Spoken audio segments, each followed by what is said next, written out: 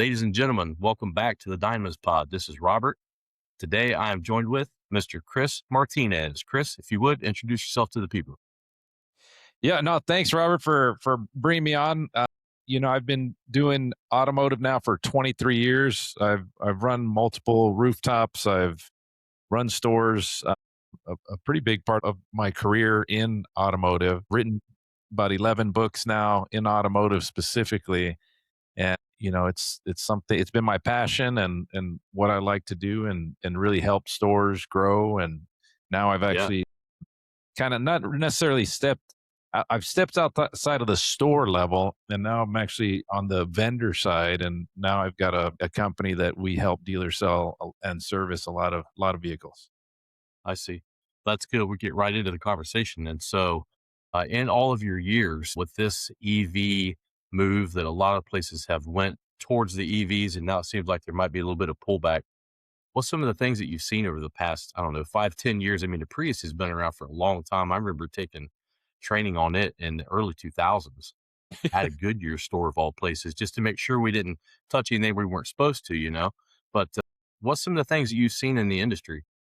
Well, I'll tell you, the I worked with Toyota for many years, a little over 10 years, and Okay. the Prius was always one of those things that was just amazing, the amount of gas mileage. So that once they started coming out with EVs, like, I know Toyota Yeah. never really went all in on that, but, the hybrid was always, like, a big deal. I mean, I remember one Yeah. point when gas was, like, 4 or $5 a gallon or whatever it was, Sure.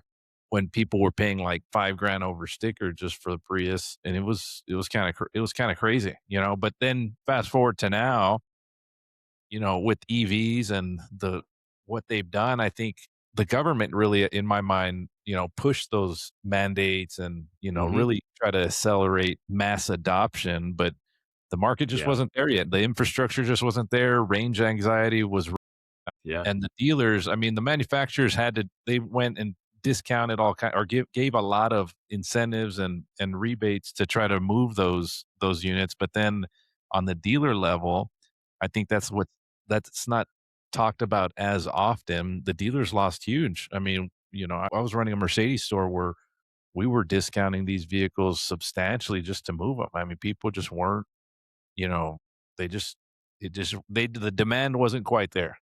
Exactly. That's been my argument the entire time that they've been around. I love the technology. I especially love the technology side of it, especially performance, meaning power, not necessarily range. But if the government gets involved with these things, I mean, we've all seen the government doesn't have enough time to actually take care of what the government's supposed to do. But then on top of that, they're doing this kind of stuff, and really, it's a manipulation of the market, if you ask me. Like you said, it really wasn't there yet, and I've told my wife, I've told people at work that I've worked with, like, if the market's not there for it, it's crazy for the government to step in and just tell people you have to do it. Or, which is even worse, they take other people's money and give it to someone else in some kind of a subsidy or a rebate to get them into that car. That's crazy to me. That was crazy to me. The fact that they were like they thought it was a good idea to kind of push that, hey, give the people incentive to buy it. Right. But then to go and say, you need to have all your like tell the OEMs, you gotta quit making the ICE cars and you gotta just go to full electric. I mean, that was the nutty part in my mind. Like, and then, Well, it's you know, un-American. Like it's un-American. what made the country great was actual freedom and some free market, economics. Not the stuff that doesn't represent that. That's a top-down central government push in my estimation. I don't think that's too far off the base. No, no, that's it's what's even worse is that, the consumers just weren't wanting to go that route, right? Because, Sure. I think in a lot of those, like, I'd say maybe New York where the commute, there's, some tighter commutes, big city, things like that, maybe. Right. But when you're talking about, Texas, for example, I live in Texas, or even Oklahoma, like, you're not everything is kind of a drive away. You're not, Yeah.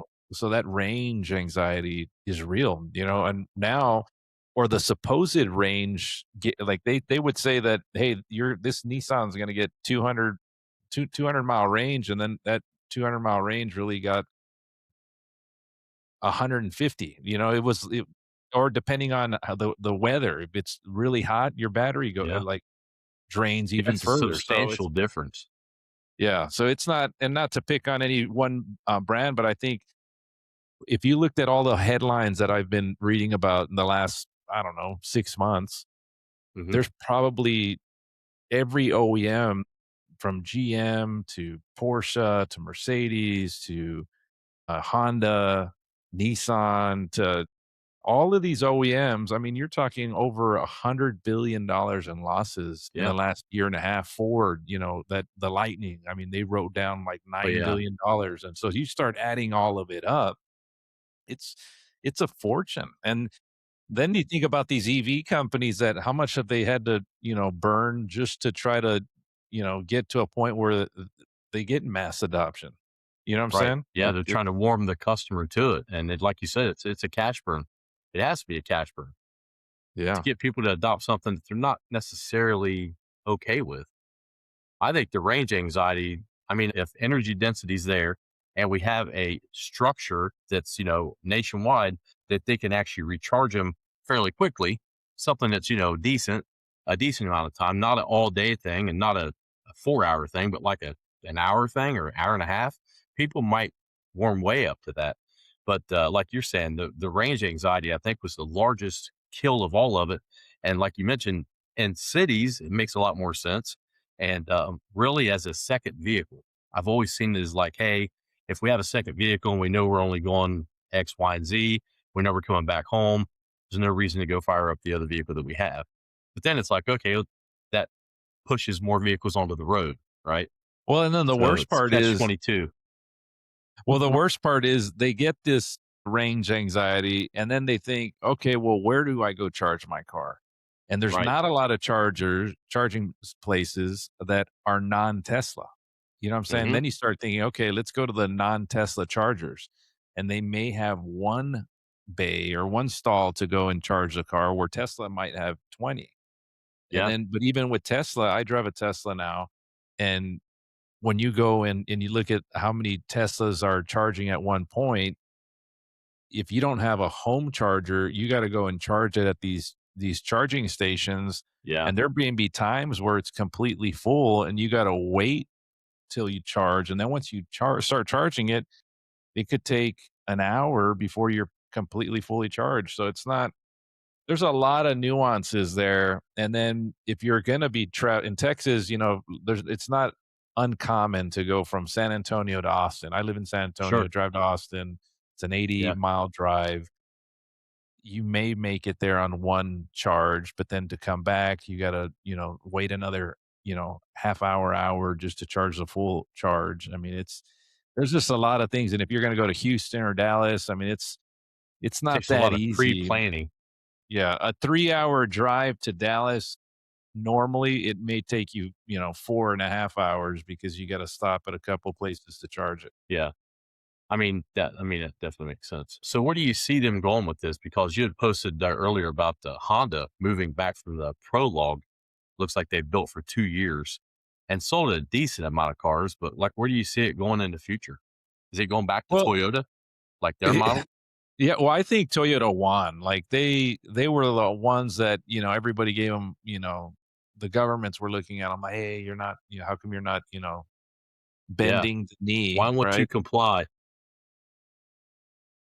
Yeah. Well, and then you look at them and they look like they were just the smartest people in the world, right? Like, all these other OEMs are losing billions, and meanwhile, they just said, we're gonna stick to our hybrid technology, and we're gonna keep winning there." And sure enough, they're crushing it. I think, Yeah. me personally, though, the way because I do believe that the EVs are a pretty good solution.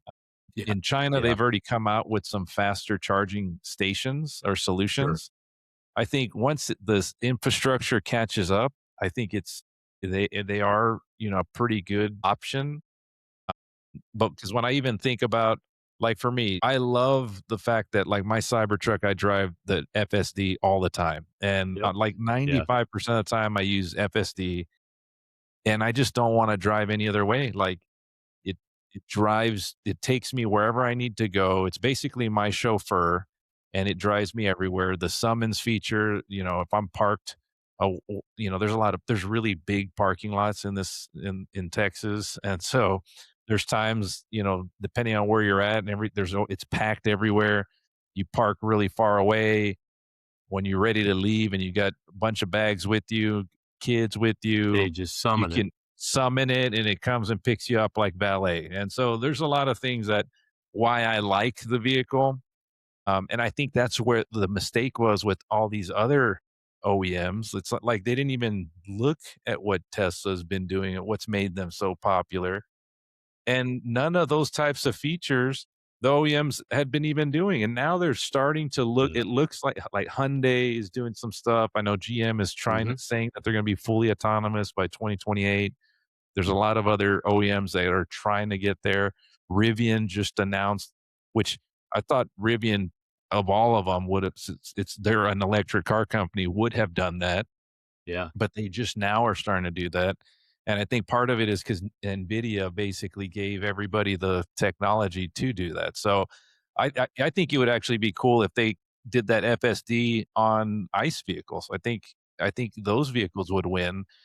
And when you think about how expensive some of these Mercedes, BMW, all these high end cars, the fact that they don't have FSD shocks. Like I mean, they have such amazing interior features, technology, screens, Right. but without the FSD, can you really call it a luxury experience in my mind? Exactly. Now, wearing this shirt, it's tough for me to keep my mouth shut, but I'm going to keep my mouth shut because some auto brands have the ability to do it, but because of their own insurance regulations, will say they won't release it. They won't say, "Hey, we're doing this," you know? And honestly, like the DOT forever fought against having anybody even test FSD for the longest time. But honestly, I mean, Musk has kind of shown that it does work. It It works. sucks. It sucks that it comes down to a trolley car type of a test every now and again. But honestly, I've seen it. I've seen one of the guys post about it that it saved a head-on collision by just running the car into the edge of the bridge on the Jersey barrier, and it saved a head-on collision. Now, yes, it had property damage, but it could have been a lot worse. People could have died. It So, saved, I was yeah, driving with my daughter and a deer came out in front of us. And I didn't see the deer until the Tesla stopped on the stop and slammed on the brakes and then right, like moved to the side, and then the deer was already on the other side of the road, and I was like, "Oh wow, I never even saw it." It was at night, dark. yeah. Like there's no way I would ever seen that, and the Tesla did. So the fact Yeah, that and unless you're a no drag racer, you're not that quick on that. Yeah, I mean, you're and exactly right. Most people have a half a second delay what I before they do yeah, anything. what I find That's if they do fascinating make a decision. what I find fascinating is that there's a lot of people that say, "Oh, well, they're not fully autonomous yet because of their cameras." Look, even if they just had what they have right now, it's beating everybody. Like I tell everybody, look, I truly believe I'm driving an iPhone and everybody else is in a BlackBerry, and that's the Yeah, honest truth. I think it's a great analogy. the functionality that I have, and I've had it now for a year. I mean, Mhm. it's amazing. Yeah, and I can imagine how it pulls with 800 volts of electricity on tap because I drive around the X5. We have an X5 that's PHEV, and you can take it, barely even touch it when it's in EV mode when you're just moving it around the parking lot, and it'll snap your head into a seat. I mean, It's they're no fast. joke. Yeah, they're no joke. So I can imagine what a Cybertruck would do with way more voltage because I think ours is like 270, 265. It's not even, it's like a mid level hybrid at this point. So they do make them with like 400 volts, but it's only a couple that have 800. I mean, the Mach E and I believe the Cybertruck right now, the only ones that have. Yeah. And well, what I even like about it is that when you're on FSD, it's not like you have to have your hands on the steering wheel. You just gotta Sure. it monitors your eyesight to make sure that you're looking on at the road to make sure that, you can Yeah, you're intervene not when feeding the necessary. gram. Yeah. Yeah, you're You're not not a feeding the gram while you're driving down the road, so yeah. but you don't have to have your hands on that. And so what I think about Yeah, like some of these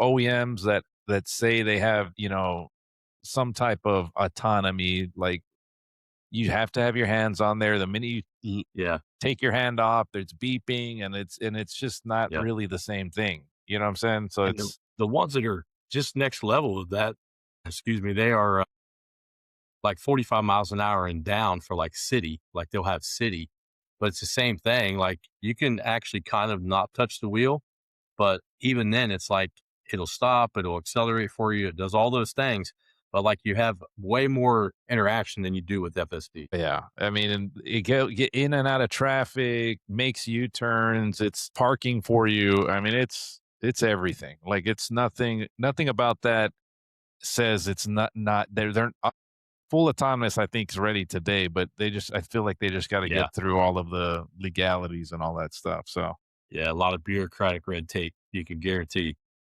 but I'll think talking about this new administration's kind of scaled back some of those Mhm. quality type things where they're trying to allow these tiny cars to come into the market. Yeah, So we'll see what that looks like. If they do kind of pull back on some of that overregulated stuff, that they may have, less expensive, ICE vehicles. I know Slate is trying to make that $25,000 truck, but yeah, I was getting I ready to don't say that, know. I don't know what the name brand was, but I see the memes about that all the time, like, if they got that here, like, they wouldn't be able to keep them. Like, they Yeah. would literally be being sold all day long, every day, 24 hours a day in certain cases. Yeah. So we'll see. I don't know. I don't, I think the verdict's not out on EV yet. I think it's still.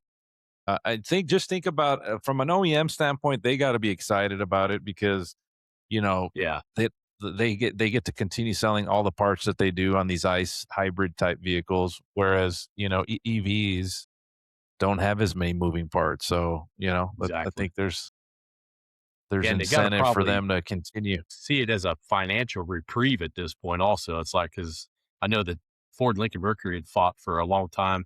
Like, they were trying to get them to spend about, I think the spend was 1.5 million a store, something like that, to, like, be able to become, grid Oh, ready, got the chargers online, having the cars plugged in. And I know, I mean, I ran a Jag and Rover dealership service department for a while. And to be honest, like ours, we had auto points out back. We never used them. Like, they were rarely ever used, and customers rarely used them also. Yeah, that was like 6 years ago. But even then, it's still, you would have thought that they would be using them and utilizing them more. They just weren't. So I would think the manufacturers are pretty happy about that part of it. well, the dealers for sure are happy about that. I Yeah. mean, to think about how much they'd have to 100 grand, 150 grand to put one of these, chargers in there, and then they're not even that fast, like you're talking like it takes Yeah. They're not forever fast at all. at all. I know we would plug them in. We'd literally leave them plugged in overnight because we knew, like, by the end of the day, it's not going to be all the way plugged in. Just no No. way. So one of the things I definitely wanted to ask while you was on here is, how does the dealer absorb and get back away from this type of overreach? Do they just fight? Do they try to, I don't want to say the word manipulate because I don't think that's the correct word, but do you think they maybe finagle a few things here and there to slow the takeover, we'll say, of like having EV come in? Because when I teach it, I say, hey, it's here. It's not really going to go away.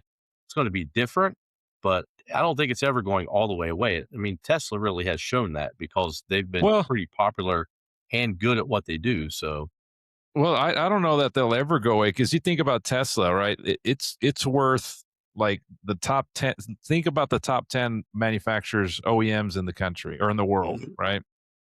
If you combined like all 10 of them together, I think that's about the market cap of Tesla. So because, the Tesla's become such a valuable company, every OEM is trying to figure out how do I do mirror what they did.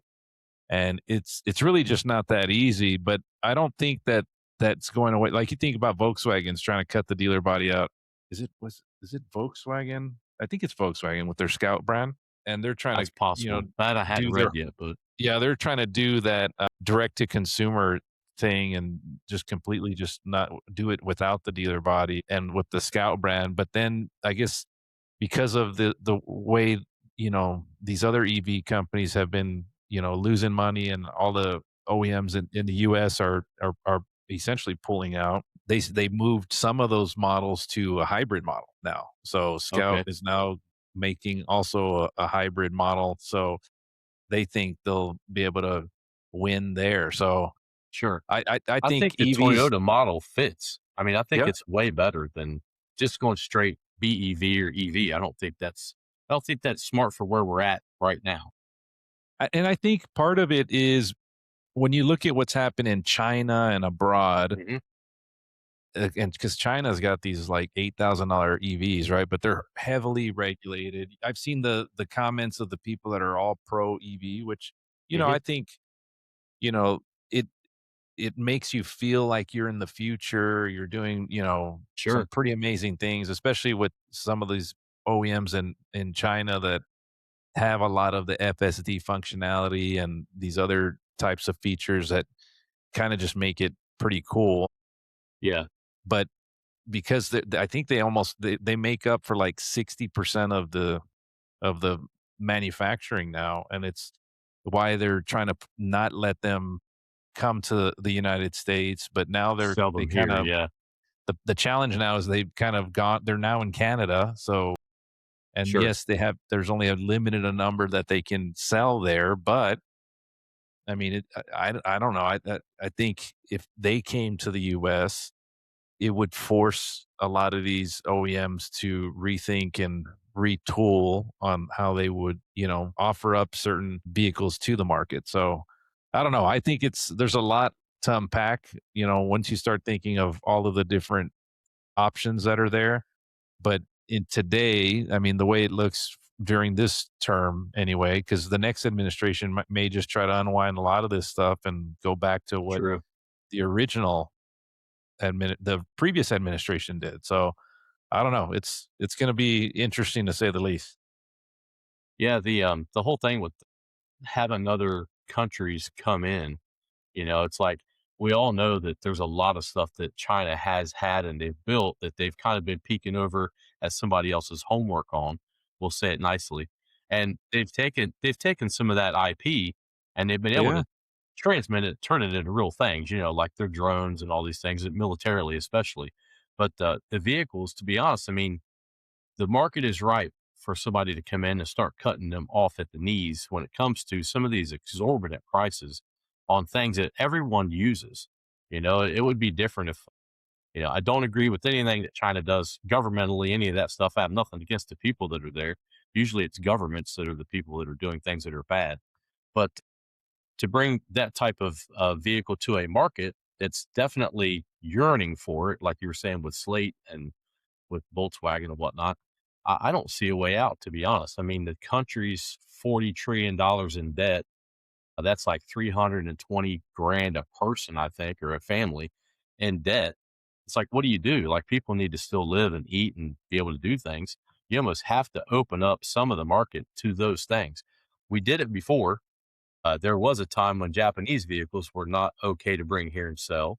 And then we started relaxing some of those things. And, then it was luxury vehicles for that same company, but we're going to rename it so we can get around and skirt the import laws. There's tons of history that people do not understand and know, especially in the automotive industry.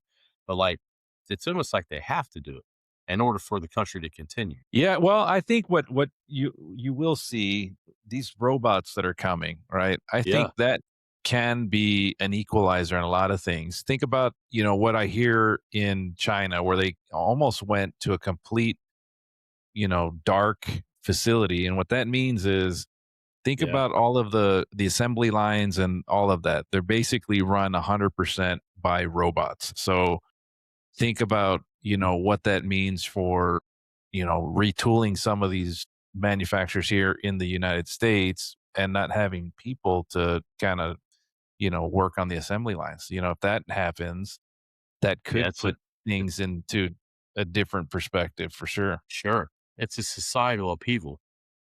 Like, there's a lot that can happen with that, and it can really go sideways, it can go pear-shaped, however you wanna call it. because when you get a lot of people with idle hands, it's not the best scenario sometimes, and people they're going to need things to do, I believe. So, because if they're just out of the work, and there's tons of things that the robots are not going to be able to do. I mean, we're not there at that point, right? But it's only a matter of time before either societally it goes wrong, or maybe it does turn into some type of a Thomas Malthus, utopia. I don't think it will, just because I think we need to carry a load as human beings. We need to have things to do. I think they give us purpose in many ways. If you ask somebody, about themselves, typically they'll start telling you about the things that they do, not about them. Yeah, I'm sure you've seen that in the dealership of life, especially. You ask somebody in an interview, "Hey, what do you do?" Like, "Who are you?" They don't know who they are. They have no idea. They don't know what they do. They don't watch themselves when they do things during the day. So, yeah, it'll be pretty interesting to see how it works. Yeah, well, I'm interested to see what it's going to look like. It's going to be exciting no matter what, because you think about what Tesla's coming out. They're talking like the Tesla bot. Every person's going to want to Yeah. have one in their house. There's going to be one robot or two robots for every one person in the world. Hmm. And then just recently, where Hyundai just bought Boston Robotics, they just bought Kidding. their robot company. Yeah. So I don't, Yeah. Out of it's MIT. gonna be, yeah. And I don't know if you've seen some of these new fights, the Fight Club with robots, and they're I actually just like, seen a video yesterday. It's funny you bring that up. So I thought it was AI. I thought it was fake. it's, if you think of how advanced some of these things, and I saw one from China where they're doing like this choreographed dance, Yeah. and I was just, UFC style fights I seen. That was the one I seen, was like yeah, UFC there's style. there's a lot of it's getting to be to a point where could it do your normal like laundry and things like, and think about like an assembly line. What are they really putting together that takes a human to put things, and can they do these basic functions that could potentially do that? So, Yeah, and if they can't now, within a decade, inside of a decade, oh easily, yeah. they should be able to Well, do that. and think about how smart, in 2022 when ChatGPT came out, it was like October 2022. That month, I think that month it was the first time I ever did it, and at the end of the Mhm. month, so I remember them saying, "This is the first company to ever hit 1,000,000 users in 30 days." Like, I that was remember that. it's never happened, right? And I remember telling everybody I could tell, like, "Hey, look, you gotta go try this out. It's amazing. I can't even Yeah, believe it." The minute there was the what you could pay for an upgrade and do it faster, I paid it, and I'm just like, this is unreal." And so I've been using it now for, a couple years now. I mean, we're in what, 2026. So 2026, yeah. I mean, dang, it's been around for a little bit now, right? But how fast technology like sped up since then. I mean, I built a technology company. So this is the second technology company that I've built. The Mhm. first one I sold it, three over 3.5 years ago, and I started building it in 2015. I was at a Toyota store we were running, that I helped them grow from 150 cars a month to over 1,000 cars a month. And the reason why I just give you that context is because that's where we built this software, and it helped us do a lot of cool things. Well, what was amazing though is it took us, I don't know, we probably had 10, 12 developers when you start thinking of everybody that was involved in helping develop that solution. Yeah. And we spent a fortune building it. And now I've been able to build a new technology company with not as many developers, let's say a total of three, and including myself now. Like, now I can actually consider myself, you know, somewhat of a developer, just because of tech AI that I use, and, helps me code. And, I've never coded anything in my life until, AI. Yeah. And when I think about what we do and what we bring to the table, like, it's so much more advanced. I looked at my old system and I was like, man, Mhm. the functionality. There's a lot of things that are cool, but with what I can do with AI now, it's not even close. Like, something that probably took us 2 years to build, you could probably build it in a weekend now. And then still may take you 60, 90 days to really refine it. but the main structure of it could be built pretty quickly. So Is all done. Yeah. it's wild. Like, and then now with Fable 5 that Claude just came out with, I mean, Hmm. that thing is unreal. Like, you think about something that could have been that took a couple years to build, that you could probably build it in 60 days, 30 days with these new technologies. It's just it's unreal. It seems like it's coming for everything too, because like there was I don't know 80,000 jobs that was cut in the beginning of this year that I've seen and read about and shared with students, to AI, and then a lot of people was like, well, there's a secondary side to that coin. Maybe it was because they really overhired, maybe they had a lot of dead weight, that was in their employ. They went ahead and cut them, blamed AI for it, whatever. But either way, it looks like they're coming for Hollywood. Like there's some videos on Twitter right now on X that like you would never believe like that was an AI that created that, and it's got its funny mode and all these other things, and like you said, Claude and all the other ones that are out there. It's kind of amazing what you're able to do, but the coding part I think has been an unbelievable jump ahead, a quantum leap, because I've watched students at the other school that I worked at, like I'd give them this kit. Here's an electronics kit. Put this together, and they would put it together, and it was an Arduino, and I'm like, okay, now here's some LEDs. Here's a breadboard, a little miniature electronics breadboard. Make that do something. And I'd give them an outline, make it do a traffic lamp, a pretty basic, thing. They would go over to ChatGPT, they would have it coded in its particular code and then download it to it and it would work. And I'm like, you're talking about 18-year-old students that did not know anything about that before they sat down in the chair 2 days ago. S- the knowledge gap that it bridges is unbelievable, like you're saying. I've got to see it. Like the same as you, like you're a believer now because you've got to watch it It and you had it it's help you build another technology company. Yeah, and with the technology that you can build now, I mean, Yeah. it's so when you think about, and the reason why I brought it up is because think about how smart that is right now, and then you Yeah. put that to a brain of a robot that can now has movement. It can move around. It can, it can apply the right pressure to pick up an apple or whatever. And you start looking at it, and you're just like, and it's going to be able to, kind of think. I don't know about think for itself, but you could tell it to think. You could say, "Hey, I need you to do Pretty this." close. Yeah, it's pretty close. So and that's just today. What's it look like in 5 years, 10 years from now? Right. So to the company that you just built. So let the listener and the watcher know a little bit about what it is that you do now.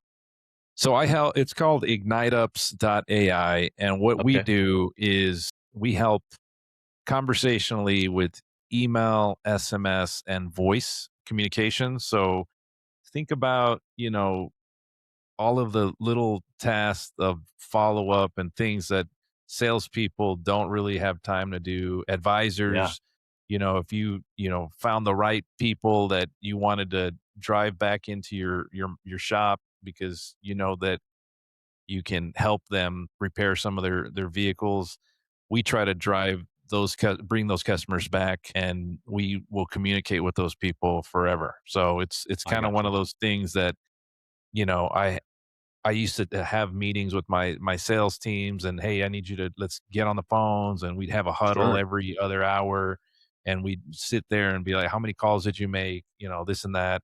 Yep. And now we just have AI do that. So instead of them focusing on leaving a voicemail all day, because that's what came down to it, right? Most Oh salespeople, yeah. if you're calling, or even advisors, if you got to call your, previous customers, you're leaving a voicemail or you're texting them, right? And so instead If of it having happens at them, all. if it happens at all, right? If it happens at all, because I've Yeah. worked in some places, Chris. I've worked in some places. Believe me, I know. And it's funny because I've been, I worked in Las Vegas at car dealerships, Texas, San Antonio, Austin, Oklahoma. So I've Hmm. worked in several places throughout my career, and I've had an opportunity to see how stores work, and they're all the same, right? The majority of the time, nobody's picking up the phone. If they do pick up the phone, they're just leaving voicemails. So my goal was, how do I take out some of those redundant tasks that the people don't want to do anyway? CRMs have all these tasks that they have the salespeople do, and half the time they're just, clicking a button just to make sure the task is complete instead of actually doing the Exactly. task. And so Or learning about the product, like, that they're selling, you know, or delivering the product that they sell. Because and as so a now technician, I can tell you, I've delivered a lot of cars yeah. Well, because even it comes now back in and no one knows what to do with it. Like, "Hey, I got this thing last week," and the sales guy was really busy, you know, and I understand, and I get that because I mean, everyone gets busy. But, like, service is the one that ends up sometimes finding out how you hook the phone to the car. That was the basic one when it first came out, you know? but, it's crazy because when I first did it and I was live in a store, I did it and I Mhm. sold 6 cars and I was like, "Man, this is unreal." Like, I to see it in Yeah, real life and say, "This thing just had conversations with these people," like, I'm training it with how I speak to customers and how I exactly. was successful selling cars. So, when I was on the sales floor, I'd sell 30 cars a month, and so based on how I used to cold call people all the time and follow up, and I was one of those few salespeople that I would make 150 phone calls a day, and just so I can make sure I got in front of somebody because I Yeah. didn't feel like standing in 100-degree weather outside. Yeah, you gotta have plenty of at bat. And so I just knew if I made, 100, 150 calls, I'd get at least one appointment. And so Yeah, that was my goal, right? So if I got, if you just had the list and you knew who to reach out to, that's what we did. And now I can just have AI essentially do all the heavy lifting. And now all the salespeople and BDC people have to do is just focus on the people that engage with the AI. You're winning. You know what I'm saying? So now I got all my stores I have are all selling between an extra 10 to 50 more cars per month. And it's pretty amazing. Like when you see that in real time and the yeah, first time when we launch stores and we send out some communications, you'll see a customer or one of my or the managers call and say, "Man, this is unreal," and they start seeing yeah, the conversations. It's real, and we're a little different than most AI solutions out there simply because I've sat in those chairs. I know exactly what mhm, it's like to talk to these customers, and most of the solutions that I've seen today don't really have that intimate, knowledge that or firsthand knowledge that I've done for the last 23 years. You know what I'm saying? So that's exactly. that's where I feel like we have that edge, and more importantly, I'm trying to just live in where the dealers current process is. I'm not trying to have them reinvent their Exactly. current process. I'm just trying to plug in and fit in those areas that I know there's those blind spots that dealers we can just plug in and it'll help amplify their current stuff. Sure, they just hit the ground running and start taking off. Start Well, and then watching the appointments start to stack up. yeah, and most stores, you start looking at that and you're like, "Man, I'm gonna have to hire more people." Like, the good ones, they're thinking, "Okay, how do I staff for this now? Because I know I can get in front of people at a pretty high level." Yeah. So to that, you said you'd written 12 books. 11, So if 11, there's 11 books, sorry. yeah. If there's someone out there that loves to read books, how many different formats are they in first off? Right now, they're all in books. You gotta read them old Okay, school, right? I got you. I have a solution that I'm gonna be getting, all of them in audio soon. I just I got haven't you. the bandwidth, right? Like, it's Oh yeah, amazing how much time I can find to write a book because it might take me 6 months, a year, but it's just getting down to spend 2 hours or 3 hours a day recording of the audio or paying someone to read the book and then go and try to, like, manage that. It just I haven't I've been dragging my feet, and I gotta do it. So, I will do it. Someone called me and said, "Chris, come on, you gotta do an audio," and I'm like, "Man, you're gonna have to do it old school for right now." exactly. Well, Well, and then I've been but told I have a radio voice, so we'll you talk do, off you air. actually do. We'll talk off air. So, because I can definitely read. I know how to read. I don't know much past that, but I could definitely read. If someone was going to seek out one of the books, then my thing is like I want to try to at least bring something to the people that are listening that to get to know Chris a little bit better and like some more of your story in a different format. So the books are perfectly fine. That'll work out great. So if you was to pick one or two of the books, which ones do you feel like are the best ones, or maybe which ones do you feel like are really good that don't get the attention that they deserve? Well, biased because I wrote them and I think they're Sure. all amazing, right? I'll Yeah. tell you the most recent books I wrote them in a series, and there are three Hmm. playbooks. One's the automotive controller playbook, and Okay. I think that's most people are sleeping in that area. Most operators, general managers, even the accounting or CFOs that need that extra, I'll tell you, I co-wrote it with my CFO that I used to work with for 10 years, Hmm. and she's amazing. And so, I mean, we used to sell 1,000 cars a month, and she'd have the statement closed in 2 days. So like it was, Yeah. That's you unheard don't. of, to be honest. So we have process and things like that. But then the other two books I wrote, one was the used car manager's ultimate playbook and the new car manager's ultimate playbook. Okay. And these three playbooks are real strategy, real detailed outline how you can actually go into a market and just completely dominate. And because that's essentially what I've done the last 23 years. I'll tell you, when I was at yeah, I started at CarMax. One of the stores I was at, we were selling 700 used cars a month. I went to Universal Toyota. At that store, we're selling 660 cars a month. The Yeah. That's Austin great too. location that we're selling over 1,000 cars a month. We took it from 150 to 1,000, over 1,000. And then when I left there, I went to the Cooper organization and I was helping manage four stores: Porsche, Mercedes, Nissan, Infinity, and I helped them go from 350 to our best month ever. We sold 690 cars. So Yeah. everywhere I've gone, it's not like I'm not like a fly by night. Everywhere I've gone, I've been there, 6, 7 years, and so it's Yep. not like, you Yeah. know, Probably 12 to 14-hour days, 16-hour days, stuff like that too. 100%. So I always tried to Yeah. figure out how do I, take the market, because it doesn't matter if you're in a underperforming store or a performing store. There's room to grow. And so that's where I've always looked at ways to improve. And that was the whole purpose of me writing those books. But then I've written books for salespeople, The Closer, that one I really like, because it really helps, salespeople understand, like, what does that mean? Like, Right. you've got to understand how to set the deal up, talk to the customer, build relationships, Exactly. Yeah. and then Set just, the proper expectation, that yep. type of stuff. But I'll tell you the one that I'm the most proudest of. So of the 11, 10 are more automotive specific playbooks teaching you how to do, whether it's marketing, new cars, used cars. But the one that I really like is one of my books I wrote was a children's book. And Okay. I wrote the book that says, when I grow up, I want to be a car salesperson. And, and the reason why I wrote Nice. it, because my son at the time, he was a little boy, and, I'd read to him every night. And I was like, and I used to joke with my salespeople all the time on a Saturday meeting. I'd be like, "Hey guys, nobody says when I grow up I want to be a car salesperson. We get that." And so I used to say that a lot. And then I'm reading to my son one day, and I said, "Man, I'm gonna write that book." Because I asked him, "What do you want to be when you grow up?" And Right. he knows I was in the car business, so he said he wanted to be a car salesperson. So that's kind Exactly. of how we kind of went down that rabbit hole. And I got an illustrator, and I wrote the book, Yeah. so it's pretty cool.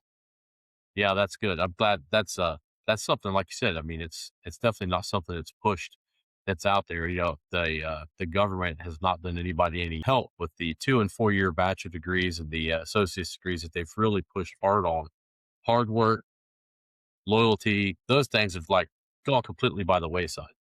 So it's awesome that you wrote a book like that, especially the fact that that's a posterity sake type of a thing that gets to be, sent down throughout the generations.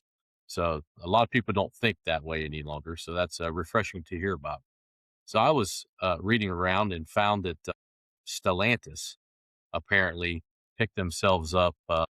This might have come from one of the posts that you posted too. They sold like 1,000 cars, or like just under 1,000 cars, with a CJDR purchase that they had made. They made themselves a purchase of a dealership. And now apparently they've decided that, hey, this is really, really profitable, it seems. So how long is it before they start looking at other brands? I think it's just a matter of time. It's Yeah. amazing when I started my career at CarMax, and when I started there, there was 30 locations. When I left, there was a little over 100. And I remember like they had new car franchises, and they had several new car franchises that sold north of 1,000 cars a month. And when I found out that they divested of those new car franchise, I was like, man, that's the craziest thing I've ever heard. I don't understand Right. why they did that, right? I mean, you already have these performing car or like brands. Why would you want to Yeah. get rid of them? They had a Toyota store, Laurel, Maryland, that just Hmm. crushed it, right? And so then now, fast forward, you see Carvana doing it, and think about the one that I had just posted. So, and I got a lot of heat. Like, there's a lot of dealers that dislike that I post things about that, and they make it seem like that's the only thing I'm posting about. But I guess that's the ones that go the most viral, which is interesting. But And my old country preacher always said, if you throw a handful of rocks into a pig pen, right, the one that squeals is the one that got hit with the rock.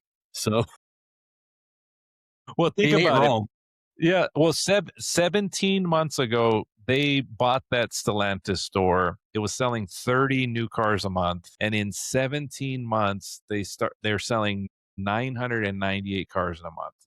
There's a Yeah, lot of that's an questions epic I have. turnaround.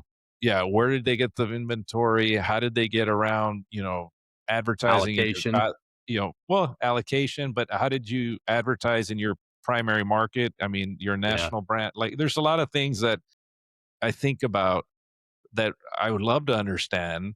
They didn't have managers. They have a handful of not really salespeople, but consultants, sure. concierge maybe. Yep. So there's a lot of questions. But what I think about, so the store I helped run in Austin, when I got there, they were doing 100 new and 50 used, and we took it to over 1,000 cars a month inside 4 years. It took us 4 years to Yeah, get there, but keep in mind that was still only like, depending on the month, 5 to 600 new and 4 to 500 used cars. So I never got to 1,000 new, and they got to 1,000 new in 17 months. And so I know how hard it was for us to get there, because when you go to 300 cars to 600 cars to 900 cars to yeah, 1,000, like, there's challenges at every level. and yeah, and I you're kn 10 and you're I what 10X in that. That's not like that's not a small thing. and I actually wrote a book specifically about that story, and it was called Driving Sales: What It Takes to Sell 1,000 Cars a Month.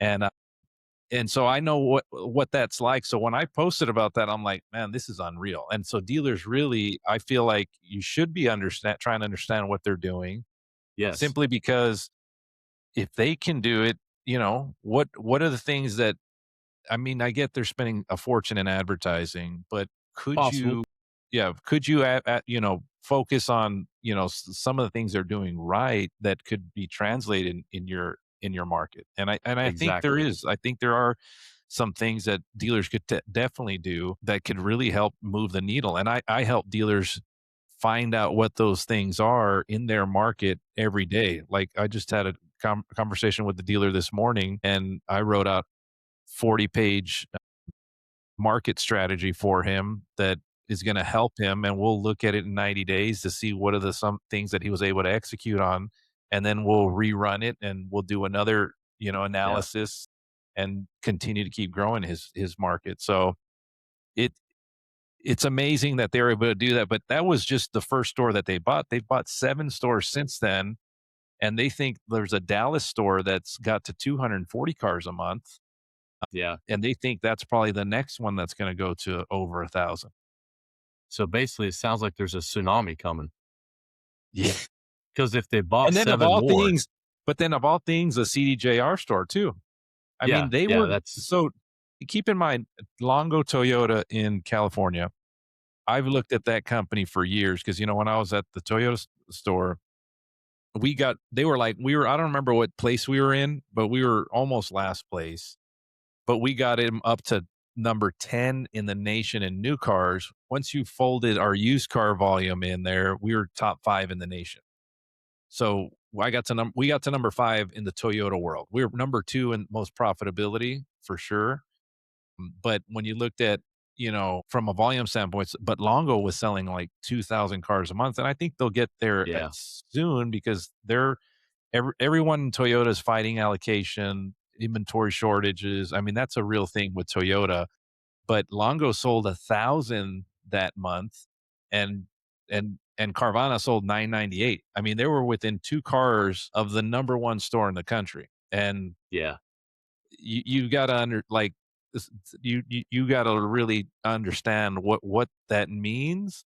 And Yeah. if I'm running a store today, I'm gonna be, focusing on the things that I know I can mirror, and I'm gonna execute those Exactly. things and really dominate my marketplace. I mean, to bring it over to the side that I look at, the things that I look at, it's almost like they got DARPA involved, to be honest. It's like they were able to tell the future, you know? Because like that's like you said, it's actually earth shattering that they're able to do that with the brand. Because I've been familiar with the brand for a very, very long time. And it typically is not a huge seller, like you're mentioning there, without saying it, outright. Well, but let me tell you, I was even thinking one of my questions I had, and someone confirmed. So Hmm. my question was, okay, so they sold 1,000. What did it do to the dealers around them? Did they cannibalize the Right. market? Like what Yeah. happened? Yeah. But Was it from a my under sinkhole? Yeah, but from what I found out was all the dealers in that area sold the same cars that they'd always been selling. So You know, no differential, no, no differential. deference. So they were pulling them from other brands Hmm. and other markets for sure. And I think if Yeah. anything, some of those smaller markets are probably going to get hurt because you got a national brand and they're basically giving them one price and they're not playing the games and Exactly. so Yeah, and I think there's a lot to that too, because like most people come in to go buy a vehicle, they have negative connotations. Like they yeah. already think, okay, they're going to railroad me into a deal I don't want, or I'm going to get my credit's going to get hit by 72 banks because they're going to let everybody kind of fight over it. They're going to go with the bank that gives them the biggest kickback. There's all these different things that are out there, right? And Well, in let me some tell you. cases that could be, and then there's also people that they just want to try to get someone into the correct car, like get them into something that's going to be for And I've them been that that they guy. can afford. Right. Yeah, I've always told I've always been like the people that talk bad about the car dealerships. I'm always like, no, that's the furthest from the truth. That's not how we are. And then this guy from Delivered starts doing these videos online, and I'm seeing what some of these dealers are saying, and I'm like, yikes, this is kind of. I guess Yeah. we really are that. I mean, there is that stigma for a reason. Well, and the automotive repair side is no different. I mean, it gets its own fair share of hate, and sometimes rightly so. So, it's not just the sales side; it's definitely the entire industry. But it's not just ours too. Like we can go restaurants, we can go toe for toe for it Restaurants, with everything. anybody. Yeah, with anybody. But you're right. Like then someone starts posting videos, and then you have to ask yourself, okay, how much of this is actual clickbait? Are they just generating this to like only show The their own negative. little microcosm, right? Yeah. Like they know that all these people are going to jump on board, say, these things about this. And so some of Well, that here's the has to thing. come into play because that's human nature. But Well, there's 2 things I could tell you. One, before Mhm, I got into the car business, I had a friend of mine. I remember we were just hanging out. We were at a party, mhm. and remember back then where you could put your phone on the side of your hip, and there was Yeah. these Oh, clips yeah. back in the day. I Yep. mean, everybody was doing that, and I remember That was having, just after pagers. I and so remember. what's funny is this, my buddy looks at me and said, "Man, he looked like a car salesman." And I remember saying, "F you, man," and I kinda, like, Yeah. pushed him. I go, "Don't." And I don't even know why I got offended because now, like, Right. people say you look like a car salesman. I'm like, "Man, it's awesome," Thank right? you. But Yeah. and then what's funny is I ended up becoming a car salesperson, and then, 4 years or 3 years after the from 3 years from the day that that guy told me, a friend, one of my people, my coworkers at the time, Hmm. he tells me, "Chris, there was a study," and he showed me this study, and he said the study was people would rather be burned alive than buy a car Yeah. statistically. And I remember thinking like, man, that can't be true. And Bar set pretty low, huh? Like this is a target rich environment. Like I should be able to do this no problem at all. People have that. if they've got that connotation about it. Yeah, so it's interesting, man. Like, I think if people would ju and, I didn't think they were gonna make I didn't think Carvana was gonna make it. I mean, I heard all of No, a lot of the people the didn't. I didn't either. stories. I heard the stories. I've seen all of the title issues. They even got shut down in a couple of states because the title issues that they were Yeah, having. But it seems like they figured that out because I saw I just made a post about that recently where, you know, they now have it where all of that in every state, there was like 40,000, you know, pages, or I don't know, 40,000 yeah, pieces of, logistics and legalities that they had to map out to be able yeah. to register in every state in the US, and they've got that process down and the software down to do all that. So, I That think sounds like a subcontract deal. It sounds like Chick-fil-A took over. yeah, it I might have kid, been audience. it It's not might have really been Chick-fil-A, Chick-fil-A. but I mean, someone had to get something straight, right? Like you said, I mean, if they had all those problems and they were literally getting shut down in the States, I mean, that's a problem. So, It's crazy, but, Chick-fil-A, they figured that out, man. Those but guys, yeah, and I always use that analogy too because I think, you can be McDonald's where they're adding all kinds of technology, or you can be Chick-fil-A and you just still keep it the relationship and human, and, Chick-fil-A is winning, yeah, right? and Like, it from a works. Yeah, profitability standpoint, they like, the you can profitability there you can outperforms really McDonald's. tell you can really tell how much it affects the local population also because you could see by people bitching and moaning that they're not open on Sundays. Like, I really would like a chicken sandwich, and I can't get one, which is great because, like, that's I think sometimes you do need to slow down a little bit, but, you can tell, like you said, I mean, it's a real thing that's out there. So, yeah, it's definitely something that people should actually look at and try to do. I remember working for a guy one time, and he would say all the time, "This is not a Kia store." And he's like, people could even they could go to Chick-fil-A and get a My Pleasure with a chicken sandwich. And he'd just get crazy, man. It was awesome. Just to watch him go off was sometimes it was the best. If he watches this or hears it, he'll know exactly who he is, but I'm not going to mention any names. But it was awesome, man. It was like the wildest thing. But he's correct. Like just the human side of it in any parts of the dealership is like almost gone at this point in a lot of places. It does need to really, return. I got a couple other things on here that I want to talk about.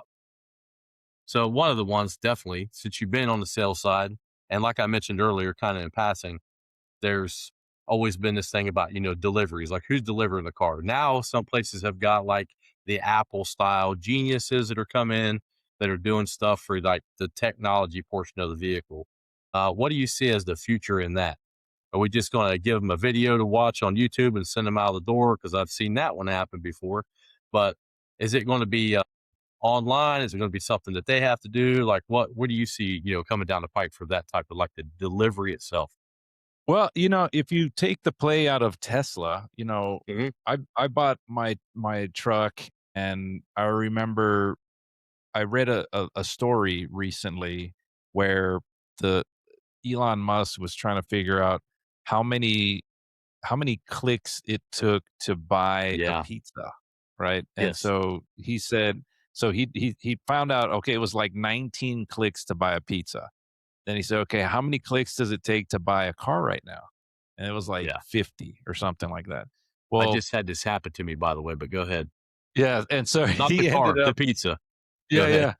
Well, so then they come to find out, they the Elon asked the president of the company, says, "Well, why? Let's find out why." And so he said, "Well, come to find out, like a lot of it's around the retail installment contract. There's like all these Sure. lines you need to sign." And so they got their legal team and they went through it, and apparently the majority of those signatures weren't necessary. And over time, as things get out of hand, over Yeah. regulation, and people just start putting different signing, "Oh, they need to sign here, this, and so they basically made these retail installment contracts, kind of just, they took them to a different level, and Streamlined it.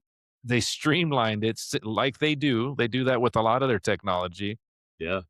And so now they got it down where it's like cut in half and you could buy the car. Well, thinking about their process, they only have one CTA and there's only one way to go in through that that store. You got to set an appointment. You've got to, do everything online, buy the car online, Hmm. and then you once the car gets to the store, then you have to set an appointment to get the car Yes. delivered, and that could be a week, 2 weeks before that happens. And so when you finally get to the store, you've already signed the I didn't even know I already signed the contract. I had already done it Right. online, didn't realize I had done it.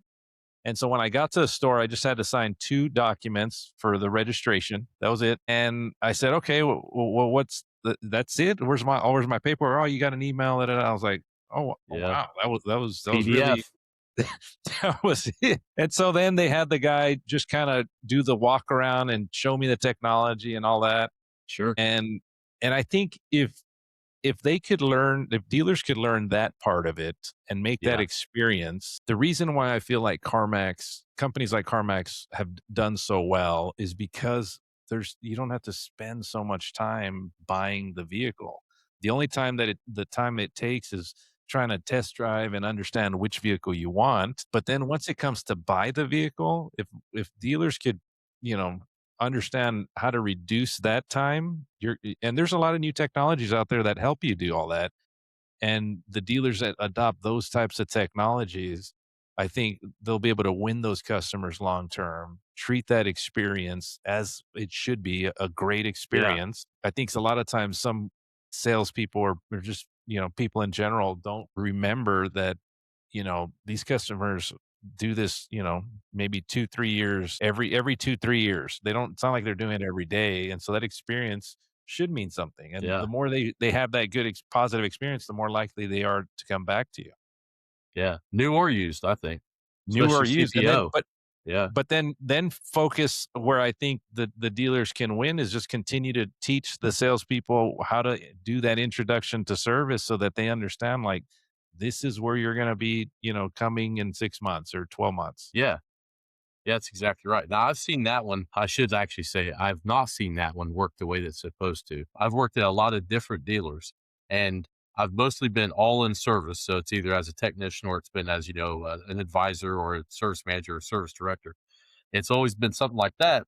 But you watch people in and out of the store all day long buying vehicles in some markets, and like service is never introduced at all. And I don't understand the thought process behind that. And one of the places I worked at, the young man that ran the place, a little bit younger than I was, he was one of the boss's kids. Like he spent years in college, like getting ready for this is his big thing, right? And the sales to service handoff was not existent. Like I think I've seen two customers come back, get walked to the service department, have everybody say, "Hey, here's such and such customer. Hi, Mrs. Customer. Hi, Mr. Customer." Take them out, show them the showroom, show them the back of the area where service is at, show them how they're going to bring the vehicle in, take them back and show them the brand new $8 million portion of the building where parts and service was at. Just didn't happen. And I thought that was a absolute travesty and a crime against what we were supposed to be there to do, which was to make that experience a beautiful thing, like you said. Because I mean, they were probably wrapped up in that car as this Jag and Rover, so they're looking at 5 to 7 years at least at that time. So they're going to have that car a long time, and they're going to see our service department a lot back then. Anyways, I don't know what their quality's been like now, but like they were going to be there quite a bit, but we never seen it, and it was kind of sad to see that. Yeah, it's unfortunate. There are a lot of stores that I've been into that unless they have that, it starts from the top, right? Yes. If they don't have that top player Mhm. involved in understanding the importance of relationship and really Yeah, understanding why this is going to be your career, and because a lot yeah, of times the people that they're hiring are just, on their way out, or this is a temporary thing. They're not looking at it sure. like this is a career. This is what I'm going to do for the rest of my life. And, when I looked at it, I had no other options. Like, this is it. Like, I didn't have Yeah, a college education. This was like, no hey, no look, I've backup got to, plan. yeah, there's no backup. Like, this is it. Like, there's nothing else I'm doing. Like, this is where I'm going to be. And so once I really dialed in that, I was selling a lot of cars, and I was really focused on, really trying to cultivate those relationships with those customers because I knew early on, because I'll tell you the first car I ever sold, the store hadn't even opened yet, right? So we were doing a soft opening at CarMax, and this was Las Vegas. I never even heard of CarMax, right? Yeah, exactly. And so the GM, it's this big thing. We're about to open the doors for the first time. The GM's in the showroom. So there's like 80 salespeople because they thought this store was just gonna just blow up, Explode. Yeah. explode. I mean, we had a lot of inventory. I mean, it was a beautiful location. I mean, Hmm. it was high hopes, right? And keep in mind when I was there, this is 2003. Hmm. They had 30 locations across the country, and I'd say 10 of them or more were selling over 1,000 cars a month. And Yeah. so, I was, pretty impressed by the experience and everything. Well, anyways, the I remember standing, listening to the general manager, and I look to my left and I see a customer kind of do this number. He's looking because there's only Oh, one yeah. way in that you couldn't get on the lot. You had to go through the front door. And so they go through the I see the guy and I look at the sales manager next to me. I go, "Hey man, this guy's gonna jump the fence. Do you mind if I go say hi to him?" Yeah. He There's said, "No, no, another. no, no." He's like, "Go, no, no, go, go, go. You got it. Don't worry. Right. You're gonna go sell a car. Look, don't worry." And so I walk out there, and I mean, everybody's could have done the same thing, right? But I noticed, and I just said, "I'm gonna go talk to this guy." So I go outside.